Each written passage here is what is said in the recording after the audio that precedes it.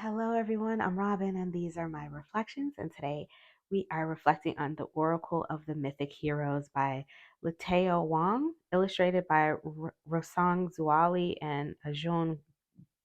I think this is Guo, but I'm not sure. I'm sorry if I've said that wrong. This is a new deck from Beyond Words Publishing. It's really kind of cool and pretty, and it's astrological, and I'm enjoying it. So I thought I'd share it here today. So it says, enter the legendary realm of mythic heroes, where their ancient wisdom will guide you throughout your day. You won't find Zeus, Athena, or Poseidon within, but humans who are often overlooked from myths, from the adventurer Aeneas, I think, and prideful Icarus, to the huntress Atalanta and musician Orpheus. The uniqueness and beauty of the oracle of the mythic heroes lies in bringing these mortals' stories to the forefront of these myths. The intuitive oracle, this intuitive oracle and guidebook combine the historical lessons of these mortal heroes and heroines of Greek and Roman mythology with modern astrology, crystals, and archetypes to guide you through your spiritual journey and strengthen your connection to your inner hero. So it's 40 cards with a 256-page guidebook, and it is fun. I like this one. So the box is a two-part. It's glossy. Um, this is the inside. It does have that tray. The tray is nice because the cards do not slip down inside. So if you do want to keep the tray inside, there's no problem. It's gray on the inside. There are two artists for the deck, but I don't see like any kind of, I don't know, disjointedness in the style of the cards. They look like they've been painted all by the same person, or I guess if you look really closely, you might be able to tell. But to my eyes, I can't say, oh, this person painted that one and that person painted this one, or they look like they all belong in the same deck by the same artist to me. So that's something to note. Here are the backs. You get these celestial patterns. Which are fun. I guess these are constellations on the back. And then the guidebook is where it's at. This is a chunker, okay? And it is very nice, easy to open, nice soft cover. The pages are glossy. And there is no color, but there's lots of illustrations on the inside, which make it fun to read. It almost feels like I'm reading a graphic novel without color, right? And so I kind of like that because this feels graphic novel. And then this also, when you open it up, feels kind of graphic novel-y. So that's neat. It's just a nice production, a touch, when it comes to the production and the design of it. So I like that about it. It does come with a nice table of contents, which is very nice because not only does it separate it by the astrological signs, but it gives you the keyword of each one. So if you just wanted to read on a certain quality, you could just look it up that way if you wanted to do it. Or if you want, I feel like with this deck, this book, I could take this book with me if I didn't have room for this deck and just use this book. Like, say I'm going on vacation and I just wanted to bring something with me, but I don't have space for this whole deck. I can just bring this book, and it has everything I need right here in the book. And I like that about this. Sometimes it's nice to have something like that in your collection that you don't have to travel with a bunch of boxes if you did want to go with something. You know what I mean? In the preface and the forward, they just talk about Lateo and his background and where the inspiration for the deck came from. Long story short, he is an astrologer as well as a studier and a believer of the Greek and Roman gods. He said that he, every summer, no matter how busy he is, finds time to travel to the sanctuary of Apollo located in Delphi, Greece, to do his prayers. It's an annual pilgrimage that he does. So and you can feel his passion for this in his writing, which I really enjoyed. It's always nice to get something from, get a book like this from someone who really has a passion for the subject, because you can feel it in the writing and you can feel it in the research that they've done, and it comes through in the cards. It really does. It comes through in the messages. So it talks about building the relationships. There's some spreads, and I like this. The sphere spread is the one that is specific to the deck. The rest are just regular spreads, and then it gets right into the decans, and it's separated out by the astrological signs, and it starts with Aries. Each one gives you the number, the name of the hero, and a keyword. Then you get the planet associated, the decan, and you get a crystal. Here in this first little italicized section, it talks a little bit about how the energy of the skies align in that decan. So then in the myth section, you get a little bit about the life of the person. You don't get the whole story because, I mean, come on, we can't get the whole story in this book, but we get enough to be able to just kind of get a feel for that person's life and their what makes them important in this sort of card, right? Why they've been brought into this deck. And then in the teaching, you get examples of how it showed up in his life or in his clients' lives, this energy. So I think that was cool. It's always nice to have something like that. So you actually are getting like a lot mixed in this book, and you get that for every card, all 40 cards. And then at the end, it's about the author, and there's Lateo. I think that's how you say that. Lateo is a professional astrologist, tarot specialist, and the founder of the spiritual counselor of the Healing Kingdom.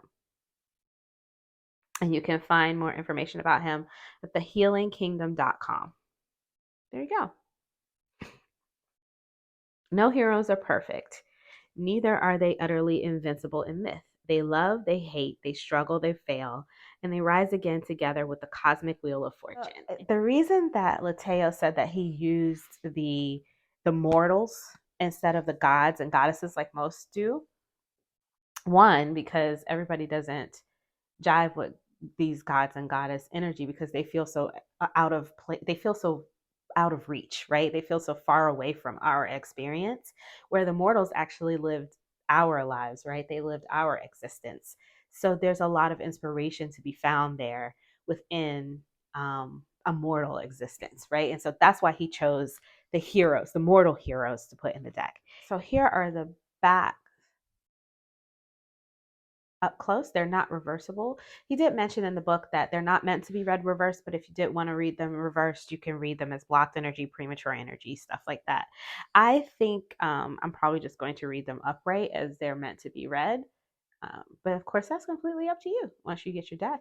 This, you're going to get 36 people because there's 36 decans. And then the last 4 are moon phases, I think. And they are mythical creatures in the last 4 creatures of the lunar cycle. Yeah, creatures of the lunar cycle. So you've got 4 mythical creatures there. I think if you didn't want to work with reversals, it would be fine because each one comes with 2 what I would say are positive aspects of a personality and 1 negative. So there's a balance there. So we start with 1, Theseus, Aries 1, leadership. Aries 2 is impatience. So there's our sort of other side of a personality, right? And Aries 3 is confidence with Achilles. Then we have, we move on to Taurus. So we've got Taurus 1, sensuality. Taurus 2, greed. And Taurus 3 is talent. And the only thing that I wish that they would have put on these cards is just which decan we're in. So it just says, I guess you can, if you pay attention to these numbers, it would make sense. But once you get into the higher numbers, now you got to divide and it's just a lot. So it would have been easier if it just said Taurus 1, you know what I mean? Or Taurus 2. But that's a little thing. So we get into Gemini. We've got Gemini 1, curiosity. Gemini 2, indecision. And Gemini 3, humor. On to Cancer 1, healing with Orpheus. Insecurity. And protection with Althea. Or Althea. I'm not sure. This is why I don't like to say the names. Leo 1, strength with Hercules. Also, these people are gorgeous. I think that a lot of the imagery on here, Leo 2, arrogance, and Leo 3, faith. So there you have, even here with the Leo, you can see you've got faith and strength, but then also arrogance. So it does give us some balance there. So Penelope is faith. That's the last Leo decan. And now we are on to, I think this is Virgo. Virgo 1 is service. Virgo 2 is anxiety. And Virgo 3 is focus. So Libra 1 is strategy with Odysseus. Libra 2 is Dido with codependence or Dido. I'm not sure.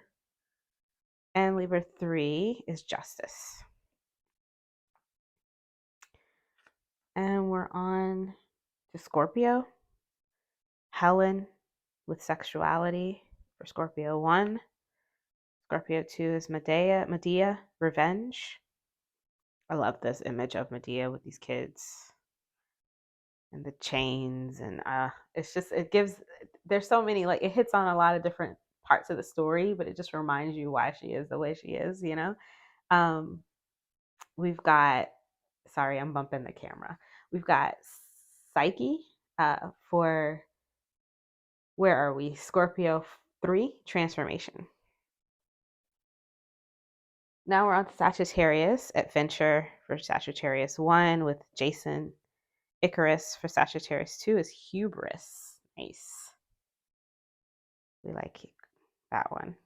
Have you guys seen that new Marvel movie? I guess it's not that new, with Icarus as one of the characters. It's fabulous. I like that movie a lot. Chiron for Knowledge for Sagittarius 3. On to Capricorn 1, Foundation. Capricorn 2 is Burden with Sisyphus. Is that right? And then Perseverance for Capricorn 3. Aquarius, the water bearer. Friendship for Aquarius 1. Perfectionism for Aquarius 2. And Hope with Pandora for Aquarius 3. Yeah, because hope was what she locked inside the box, right? I like that. Love for, what is this, Pisces? Oh my, I forget the symbols sometimes. I think this is Pisces. Pisces 1, Love. Pisces 2, Destiny. And Pisces 3 is Sacrifice. And that's the last of the astrological signs. And then we go on to the mythical creatures. So we've got, I think this is supposed to be new moon. To me, this looks like a full moon, but I'm pretty sure that this is new moon. So we've got assistance. Let me just look 1 second. Yeah. See, it says Pegasus, new moon. I looked that up and I thought that that was strange. These symbols confused me because that to me looks like a full moon. A new moon to me would be a circle with that's not filled in.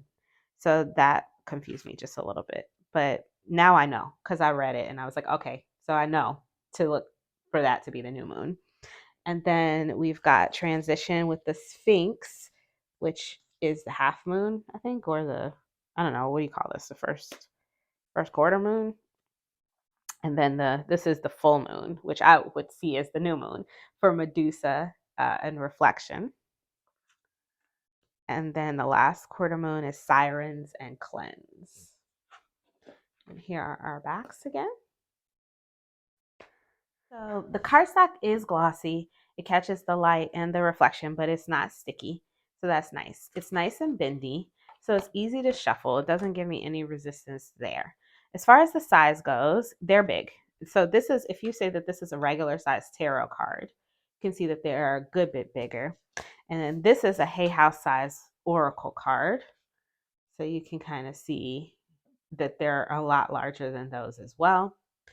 And then if you're looking at it with like a Blue Angel card, because I thought that's probably like the biggest card I have in my collection. So with a Blue Angel card, they are almost the same size, but just a little bit taller, if you can see there. But they're the same width. So they're big cards. They're big cards. Shuffling them for me has not been a problem. I do have small hands, so riffle shuffling them the regular way is not possible for me, but I can shuffle them like this with no issues, and I can bridge them without any issues. So they're not giving me any problems to shuffle because they're nice and bendy, so I don't have any problems. I can overhand them like this with no problem. And the spread, or if you want a fan, very, very smooth. So it's a nice cardstock, in my opinion. They're just big cards. You know, if you like nice big cards, these are going to be for you. So yeah, so that's it. We'll pick a card and read. We'll have Althea for protection. All right, let's read about Althea. Althea or Althea?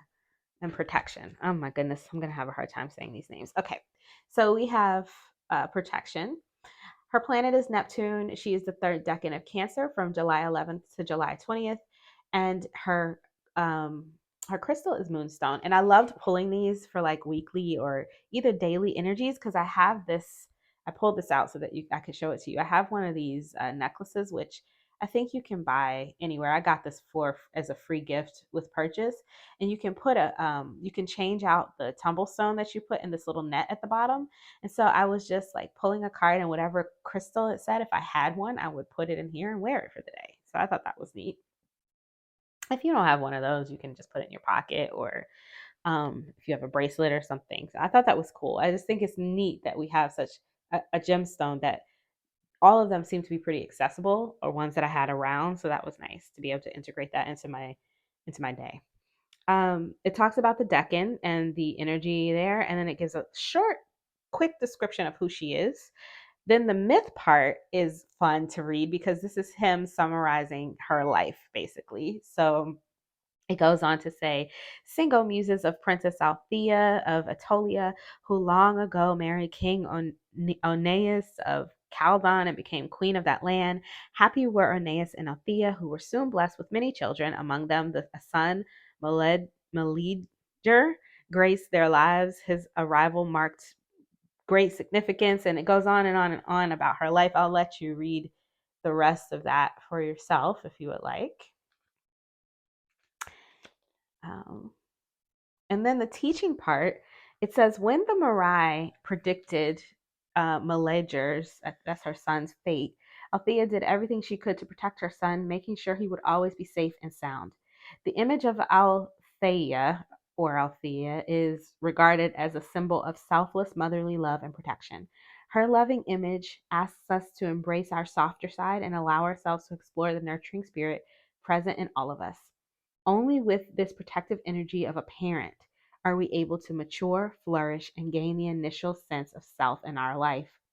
In natal astrology, the house and sign where our moon is, the ruler of Cancer, reveals both the motherly figure we grew up with and our emotional needs.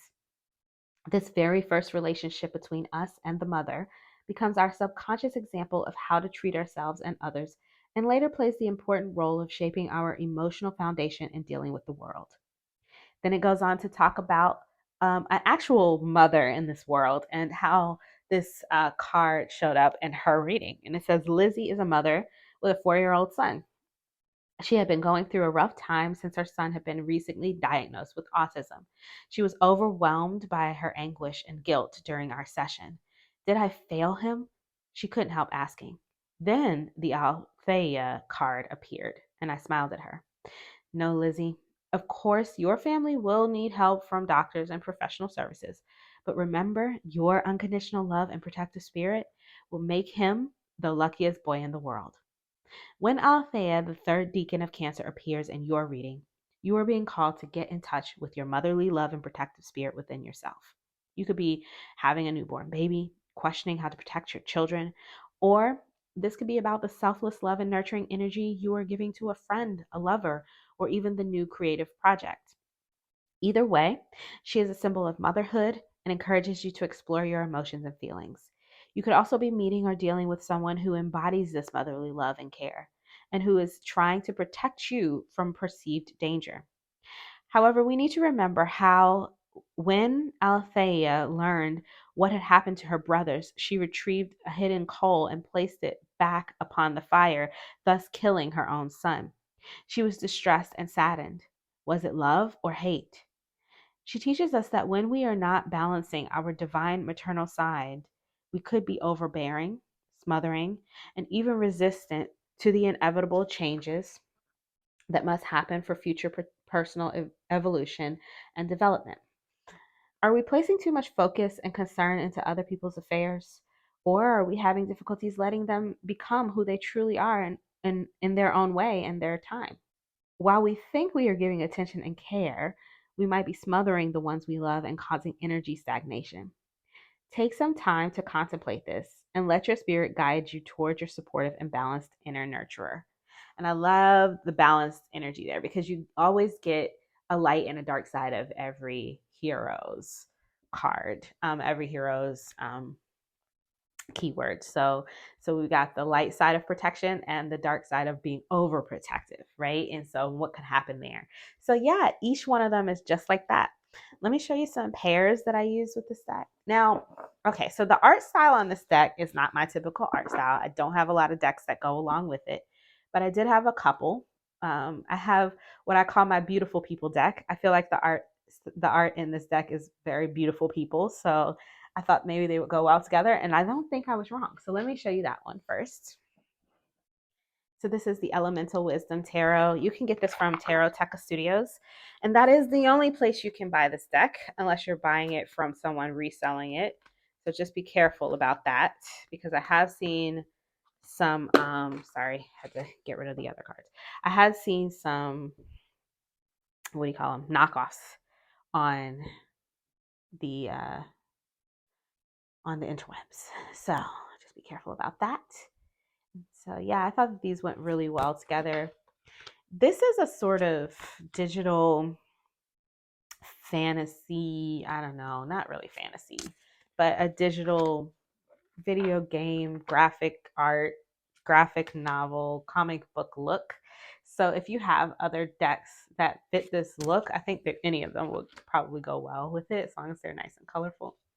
But I like this match. This is probably the one that I have in my collection that matches it the best. So I thought I'd show it. Again, this is the Elemental Wisdom Tarot from Tarot Teca Studios.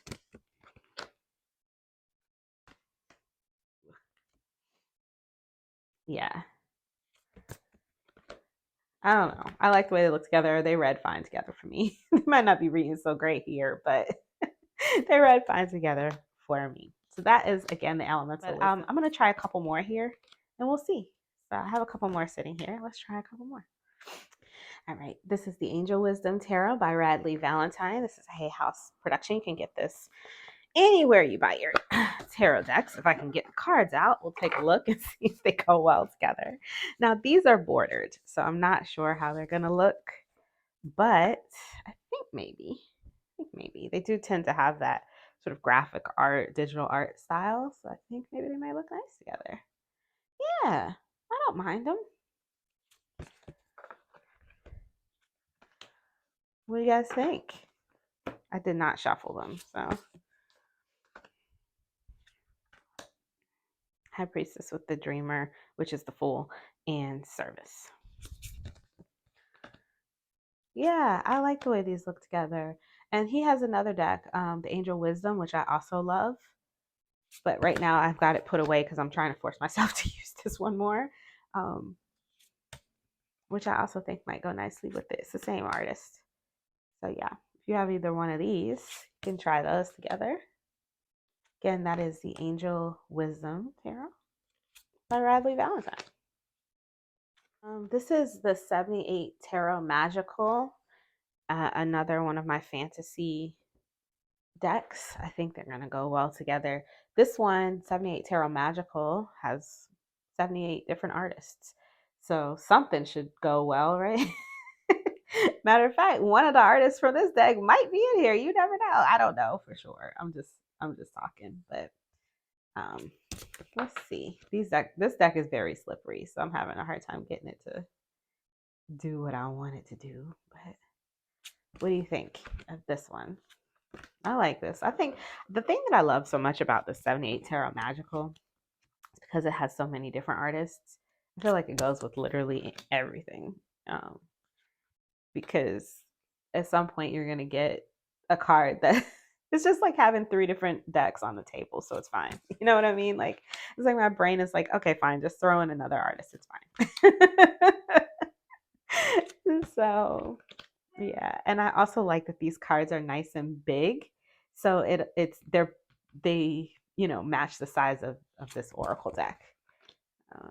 Because for some reason my brain doesn't like it when my tarot decks are bigger than my oracle decks, and these cards are so big that they're often bigger than oracle decks. So I like the fact that I got a nice big oracle deck here that I can mix with it now. So that's good. Okay, so that's the 78 Tarot Magical. Okay, the last one I wanted to try with it today is the Clarity Tarot. This is a mass market deck by Deborah Zachu and Kate Matthews, who is the artist, not Caitlin or Catlin Matthews, the not her. This is a different Kate Matthews. And that at least I think it's a different Kate Matthews. But this is similar art style, so I thought maybe they might look nice together. I hadn't tried them together yet because I don't use this deck much, to be honest. But I picked it up because I kept seeing people talk about how fabulous it was. And then I got it and I was like, like I said, this art style is not really my jam. But now that I have this one and I really like this deck and I love the guidebook with it and I've been using it, I'm looking for more things in my collection that might pair with it, which I like the way this looks. So I think maybe this will make me use this deck more. I will tell you, if you are looking into this one, that the cardstock on this is paper thin. On my copy anyway. I don't know if it's still like this, but I mean, it's paper thin. So if you're a hard user of cards, you may want to consider that, because the cardstock and the production quality of this deck is very, I mean, this is like paper, and then they came all, like, you can see I barely use these. Maybe I've used them maybe 10 times, and look how eaten up they are. I don't know if you can, let me see if I can get it to, you see how they're all, and they came like that. So just be aware of that. If you're a person who really prefers like a really good quality on a card, the production quality of these I cannot recommend. I cannot. But if you're just an occasional user of cards like me, they'll be fine. But you can see, like, look how mine are eaten up. And they came like this. Like, I didn't beat them up. I haven't used them to death. I've used them maybe 10 times. So, but they look great together. So I think I'll be using them more now that I know that they match. And this is good. So I won't feel like I wasted, I won't have to feel like I wasted my money on this one. I can actually use it now. So there's that. So that's the Clarity Tarot. And that's my last pairing for today. Okay, so that's all I have for you today as far as this one goes. I like it. I have been using it. Like I said, the art style is not my style, but I found a way to use it. I found a deck or two to go with it now. Now I have 2 or 3 really that go well with it. And so, yeah, I'm looking forward to continuing my use with this. I really love pulling a card, reading the story, getting the energy, finding that crystal in there, carrying the crystal with me during the day to just kind of remind me of the story. So I thought that was fun. I didn't do it every day, but for the days that I did do it, I did enjoy the practice. And I'm going to continue to use these. So let me know what you think about this deck in the comments section below, and which decks, if you have it, you've been pairing it with, or which pairing you saw here that you like the best. So I'll put in the description box below where you can pick up any of the decks that you saw here today. And thank you to Beyond Words for sending this one out to me for purposes of review. And until I see you guys next time, stay safe and be blessed. Bye.